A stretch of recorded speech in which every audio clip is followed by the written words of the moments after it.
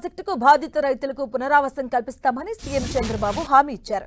మార్కాపురం జిల్లా గంటవానిపల్లిలో వెలుగొండ ప్రాజెక్టుకు feeder canal పనులను ఆయన పరిశీలించి అధికారులతో సమీక్ష నిర్వహించారు. ఈ సందర్భంగా చంద్రబాబు మాట్లాడుతూ అభివృద్ధి కోసం భూములు ఇచ్చిన రైతుల త్యాగం చిరస్మరణీయమని కొనియాడారు. తరతరాలుగా సాగు చేస్తున్న భూములను త్యాగం చేశారని తెలిపారు. వెలుగొండ ప్రాజెక్టు 4 జిల్లాల భవిష్యత్తును మార్చబోతుందని సీఎం చంద్రబాబు ఆశాభావం వ్యక్తం చేశారు. మార్కాపురానికి నీళ్లు ఇవ్వాలని నందమూరి తారక రామారావు చాలా ఆలోచించారని, ఈ ప్రాంతానికి ఎప్పుడు వచ్చినా వెలుగొండ గురించే అడిగేవారని చంద్రబాబు గుర్తు చేశారు. మార్కాపురం అంటేనే కరువు ప్రాంతమని, ఇక్కడికి కృష్ణా జలాలు వస్తాయన్న ఊహ కూడా ఉండేది కాదన్నారు. 1996లో తానే వెలుగొండకు పునాది వేశానని, పునరావాసానికి 300 కోట్లు అందజేశామని చంద్రబాబు నాయుడు తెలిపారు. మార్కాపురం పర్యటన సందర్భంగా వైసీపీ నేతలపై చంద్రబాబు తీవ్ర స్థాయిలో ఫైర్ అయ్యారు. గత 5 ఏళ్లు రాష్ట్రంలో అన్ని వ్యవస్థలను ధ్వంసం చేశారని మండిపడ్డారు. గత పాలకులకు చూసి అధికారులు కూడా పనిచేయడానికి భయపడిపోయే పరిస్థితి ఏర్పడిందన్నారు. రాష్ట్రంలో అసత్య ప్రచారాలు చేస్తున్న గొడ్డలి పార్టీకి బుద్ధి చెప్పాల్సిన అవసరం ఉందన్నారు సీఎం.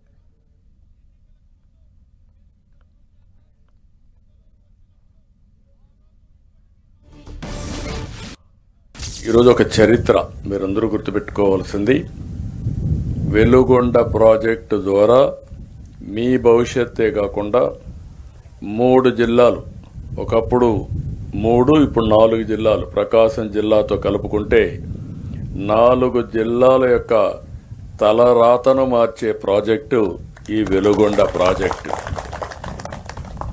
చాలా ఆర్థిక ఇబ్బందులున్నాయి. రాష్ట్రం విధ్వంసం అయింది. రాష్ట్రం యొక్క మొరేల్ ఆఫీసర్స్ పనిచేయడానికి కూడా ఇష్టపడే పనిచేసి లేరు. ఎక్కడ చూసినా లా అండ్ ఆర్డర్ అయితే అధపాతాళానికి పోయింది. నాకే ఆశ్చర్యం వేస్తుంది. నేను చాలా సవాళ్లు చూశాను.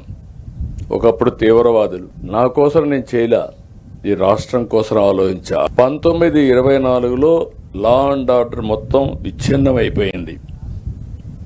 అలాంటి పరిస్థితులు, ఒక పక్క లా అండ్ ఆర్డర్ సమస్య, ఒక పక్క 10 లక్షల కోట్ల రూపాయల అప్పులు, ఇంకొక పక్క సంక్షేమానికి కూడా ఆదాయం రాని పరిస్థితి, పెట్టుబడులు పెట్టలేదు, సంపద సృష్టించలేదు, దీనివల్ల ఆదాయం కూడా తగ్గిపోయే పరిస్థితి వస్తే అవన్నీ కరెక్ట్ చేస్తూ వచ్చాను.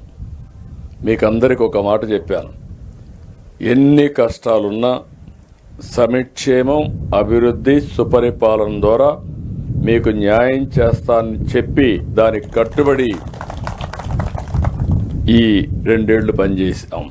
మోసాలు చేయడంలో గొడ్డలి పార్టీ దిట్ట. వాళ్ళ పనే ఇదే పని. ఎక్కడ మనం కళ్ళు ఆరపకుండా అబద్ధాలు చెప్పేస్తారు. మనం ఆలోచించే లోపలనే మోసం జరిగిపోతుంది. ఈ గొడ్డలి పార్టీ చేసే వితండ వాదన ఇది ఒక ఎగ్జాంపుల్. నేను ఏం చేయాలో నాకు అర్థం కాలేదు. ఇప్పుడు నాకు అనిపిస్తుంది, అతను వేసినటువంటి ఆ రోజు ఫౌండేషన్ వేసి బోర్డు వేసుకున్నాడు. దాన్ని శాశ్వతంగా ఒక బ్రహ్మాండమైన నిధి కట్టి మ్యూజియంలో పెట్టి మోసాలు చేయడం అంటే ఈ మార్గం చేయడం కాదని ఒక రాజకీయ పార్టీకి బుద్ధి చెప్పాల్సిన అవసరం ఉంది మనందరిపైన.